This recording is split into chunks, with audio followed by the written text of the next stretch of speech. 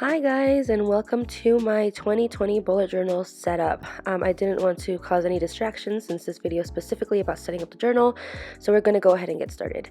This year I'm using again another Archer and Olive journal. This one is a nice little burgundy one with the flowers on the top. I really think it's really cute.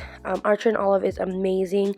They have 160 GSM paper, so the paper is thick enough to withstand pretty much any marker. So getting started, we're going to start off with the key. At this point in my journaling career, I guess you can call it, I don't necessarily need a key anymore, but I decided to put it down anyway just in case I ever need to look back at it, because I'm gonna be honest, sometimes I do forget what I use. These ones are the simple ones, so I do a dot for a task, I exit out for completed, a dash for notes, an asterisk for priority. If an event or task is moved, I do a little arrow to the right and then cross it out if it's canceled. What I really look back at is my color code. This color coding I use specifically for stuff like events, bills, and stuff. So you'll see here what I'm doing. I do the purple for birthday, red for events, just because it stands out more prominently. Blue for bills. I do this sort of like pinky corally color for appointment. This orangey yellow for holidays. And then we are moving over to my year at a glance. I know most people don't necessarily do a year at a glance because it does somehow take up space, but I really enjoy looking back and seeing all the dates. So what I do is I use this stamp block with the days of the week, and it also has the dates. I'm pretty sure you guys have seen this all over the place. If you prepare properly, it can save a lot of time. I didn't necessarily prepare that much, so I had to have out my calendar and see which month started with which days or where each month started. So it was still kind of lengthy for me, and somehow I always end up having a bunch of ink all over my hands, but it can save a lot of time. So I definitely do recommend these stamp blocks. As you can see, I'm just putting in all the dates, and I start off doing the ones that start on the same day. So this year January started at the same as April, so I just stamp them bases like that. Also, remember that not all months end in 31 days, so if you forget like I did, you can definitely use a white marker or a white pen to kind of cross out or blank out the days that are not in that month. There's a lot of times that I would forget, but near the end I started remembering to be on top of it, so I didn't do it for every single one, just the beginning ones. So this is pretty much my year at a glance after I put in the names of each month, and I just kind of shortened them to keep it short and simple. Next to this page, I decided to do a birthday tracker log, however you want to call it. This works really well for me because I forget everybody's birthdays. I am so bad at this, and so this kind of helps, so it's all in one chart.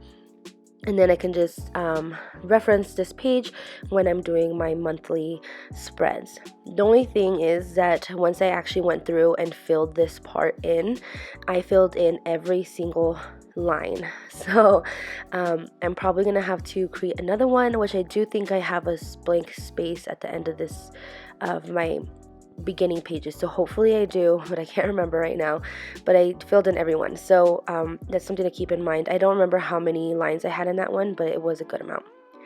After the birthdays, I went ahead and did my future log, or my future planning. I did 3 months per page.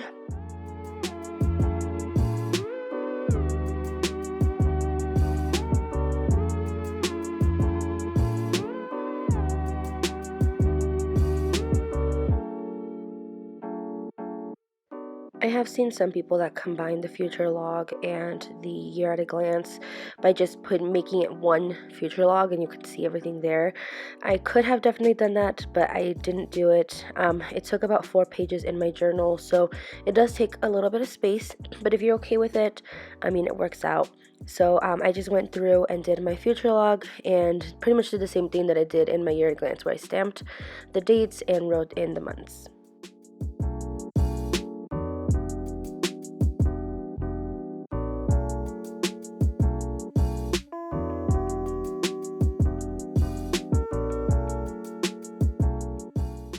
So this is a new page for me. In the middle of 2019, I started a weight loss journey, and I wanted to make sure that I moved it into this journal. I tried doing digital bullet journaling for a while, so this is where this was at that time, but it didn't work out as great for me.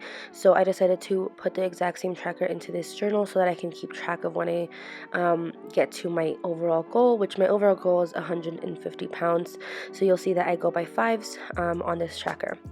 And then next to this, I'm doing an inches lost because I feel like that is just as important as the weight that you lose. So I did this cute little drawing and I put like spaces for me to write my before and my after. So I definitely have to measure myself before the year starts so I can fill this in. And then after this, I did the grid spacing cheat sheet. I don't know if you guys have seen this. I, for one, got this from Amanda Rach Lee, so that's why you see my phone, and I pretty much did what she did. She also uses an Archer and Olive journal, so it made it a lot easier for me, so I can just copy pretty much exactly what she did, and this will help whenever I'm doing new spreads. I could just reference back to this page, and I did do it on the left page, so that way it's easier to reference to whenever I'm doing my spreads. This spread I pretty much do in every journal. This time I called it Shark Week, but it's literally just my period tracker. So this is why it also took me a lot longer with these stamps, because I went through and I did this for this spread as well. But I like tracking it in here. I do have an app that I track it on, but I like to have it in here too, just because it's easier for me. This spread is a spread that I also took from Amanda Rach Lee. So in my previous journals, I was going through and putting in my favorite moment of the month within my monthly spreads.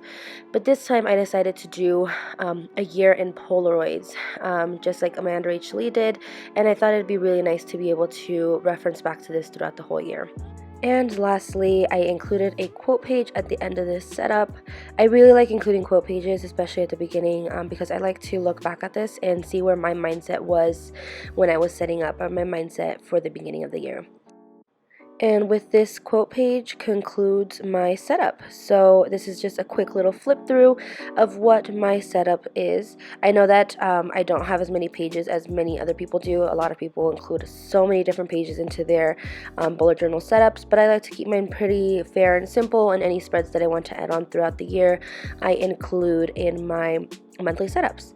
But yeah, this is pretty much my bullet journal setup. I really hope you guys enjoyed, and hopefully you guys got some ideas from me. I know I definitely get ideas from other journals that I see on YouTube. So hopefully you guys enjoyed, and I hope you guys have a wonderful 2020, and don't forget to like, subscribe, comment down below, and I hope to see you guys in my next video.